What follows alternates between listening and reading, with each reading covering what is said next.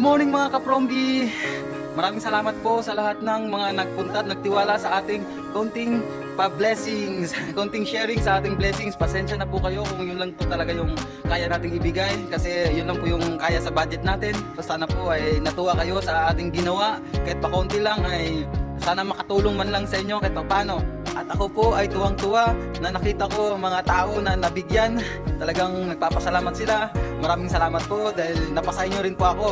At sabi nga nila, sharing is caring. At sana mabigyan pa tayo ng maraming blessings para marami pa tayong matutulungan mga tao na nangangailangan.